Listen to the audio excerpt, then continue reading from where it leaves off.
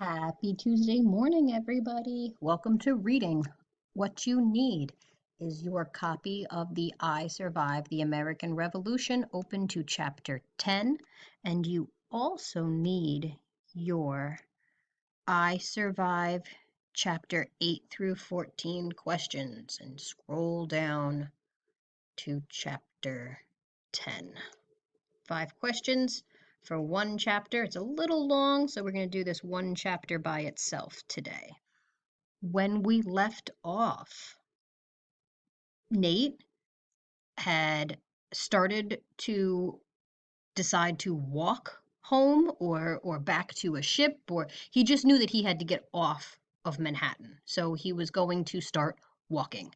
And as he walked through some of the camps that he had seen here in the previous chapter, he runs into Paul, the guy that he was friends with on his father's ship, who was almost like a brother to Nate. And so now that he's with Paul, I'm sure that Nate feels a sense of relief and calm, and he's with this man that he considered his older brother. So I'm sure there's a lot of feelings going through Nate right now. And they talk about they talk a little bit about Papa, and they talk a little bit about the war. And I know that when we read the chapter, I really drew your attention to after we lost Papa. That was big because they consider themselves brothers. And when they left off, Paul was about to tell Nate about the story of how he almost died on a battlefield outside of Boston in the Battle of Bunker Hill, which is a real battle if you want to go look it up later. So here we go. Chapter 10. It was 2 months after Lexington and Concord. June 1775, Paul began.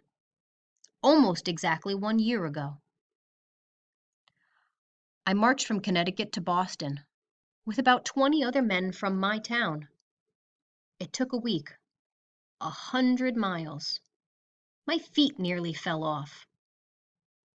They joined about 2,000 other American soldiers camped outside Boston. Boston was the headquarters for the British Army in America, Paul explained. There were 6,000 redcoats stationed there, and they'd taken over the city. The people of Boston were like prisoners. British soldiers moved into any house they wanted. Remember we talked about the housing of soldiers without people wanting them in their house? This is what I was talking about. British soldiers would come into your house and you had no choice. There wasn't enough food. Shops were shut down. It was so bad. We had to do something to get the British out. There was no American army yet, but each town in the colonies had a militia. A militia is a small group of volunteer fighters. So that would have been your next door neighbors and your dad and your older brother all kind of banding together to fight for the same reasons. That's what a militia is. Untrained volunteer fighters. Few of those men had ever fought in a war before. We were all just regular fellows, farmers, bakers, shopkeepers, shoemakers, sailors. Some of us didn't even know how to shoot. And this ragtag group was about to battle the most powerful army in the world. Paul and the other men knew all about the redcoats. They were experienced fighters. The British carried modern muskets, and their muskets had extra killing powder, a sharp sword attached to the end, a bayonet. Remember? It's this thing at the beginning of all the chapters. That's the musket, and then here's the bayonet, the sharp sword that comes off the tip. We heard that the British shoot first, and if you don't die from a musket ball to your gut, They'll finish you off with a quick stab in the heart with a bayonet." Nate flinched. The night before the battle, the Americans had been warned that thousands of British troops were on their way. Paul spent the night frantically helping to build fortifications, which are dirt walls and ditches that could protect them from musket fire. Whoops. "We worked all night," he said, "and then, just after dawn, the British attacked. We could hear them before they could see. We could hear them before we could see them," Paul said. "Their battle drums make a terrible sound." Paul leaned forward. His voice dropped to a husky whisper. "Rat-a-tat-tat-tat, rat-a-tat-tat-tat, rat-a-tat-tat-tat." The hairs on the back of Nate's neck stood up. Then came the cannon explosions. British warships had sailed into the river below us and were blasting us non-stop with cannonballs.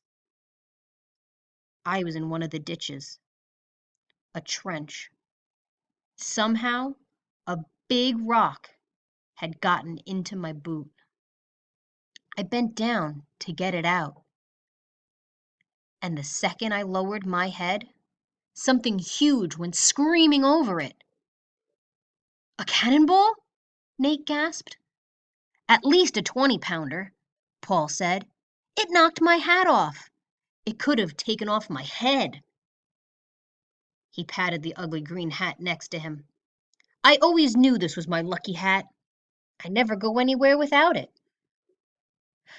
Paul took a deep breath. "I was terrified. I just wanted to run away." "But you didn't run," Nate guessed. "No," Paul said. "It's amazing that none of us did." "We were high up on that hill," Paul went on. "That's always where you want to be in a battle, on the higher ground. It's easier to knock out your enemies when they're coming up a hill."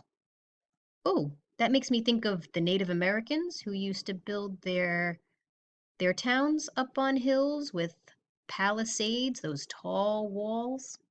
"And we were dug in, protected by our dirt walls and trenches." The drums got louder. The British Army finally appeared. 4,000 red-coat soldiers marching in endless lines. They started up the hill. But we didn't shoot.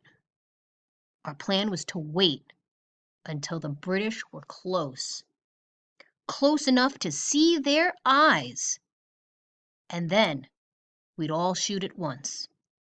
Gosh, can you imagine watching your enemy marching closer and closer and closer towards you, and you just have to wait and wait until they get close enough to really hurt you, and then you attack. The British came closer and closer. Finally, the order came.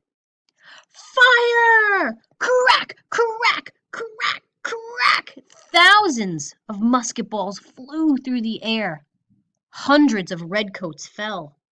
We Americans ducked behind our defenses and reloaded, because remember, you can only fire one shot at a time. You had to fire, come back down, reload your gun, and get up and fire again. Crack! Crack! Crack! Crack!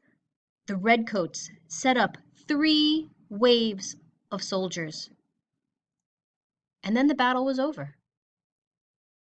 Paul took a deep breath, like he'd been running. Nate's own heart was pounding. It took him a moment to remember that they weren't on that bloody hill outside of Boston. They were in New York City, sitting together in the grass. "So you won the battle?"